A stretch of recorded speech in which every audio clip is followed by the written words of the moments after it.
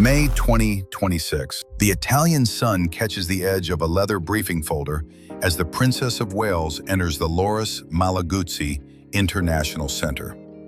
She ignores the clamorous crowd, turning her attention immediately to the specialists waiting at the door. This visit to Reggio Emilia marks the end of her convalescence. It is the moment the Italy pivot moves from a palace strategy to a visible reality. Many expected a soft return to ceremonial duties, but Catherine is offering something more rigorous. In these classrooms, her interactions are not staged for the cameras. She has traded the light schedule of a patron for the technical briefings of a policymaker. The frantic pace of minor royal engagements has been discarded. This shift mirrors the focused discipline of the Queen Mother's post-war years. Catherine recognizes her presence as the monarchy's most significant asset. She refuses to dilute its impact through overexposure. In Italy, she demonstrated that influence is measured by depth, not distance. Her silence during recovery has been replaced by a purposeful diplomacy. The institution is steadier for her patience. The polling data from early 2026 reveals the scale of this professional transition. While the king managed the administrative burdens of the state at 46% approval, Catherine and William maintained 76%. This disparity created a new center of gravity within the palace. Catherine responded by fundamentally restructuring her private office. She replaced traditional secretaries with a team of policy analysts and strategic experts. These specialists do not manage a social calendar.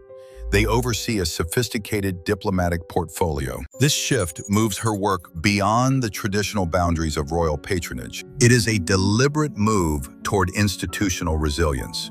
By insulating her office with intellectual rigor, she protects the monarchy from temporary political storms. The king relies on this strength to anchor the transition of the crown. Every briefing and every strategic appointment serves the same goal.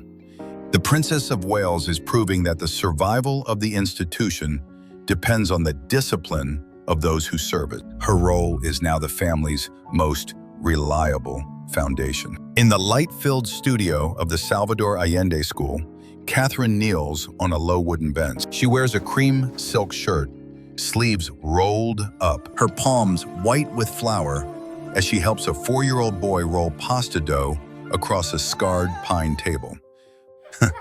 To the children in this room, she is simply Katerina. Outside the school gates, 15,000 people wait in the midday heat, standing in a quiet line that stretches 3 blocks.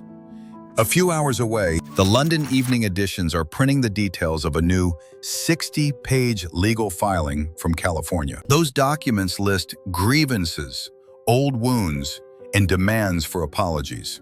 In Reggio Emilia, the Princess of Wales picks up a metal cutter and shows the child how to find the precise center of the dough. Her phone remains with a secretary in the corridor, vibrating with the latest polling data and the king's private messages. The distance between this table and the High Court in London is exactly 900 miles. The sovereign grant has reached £132 million.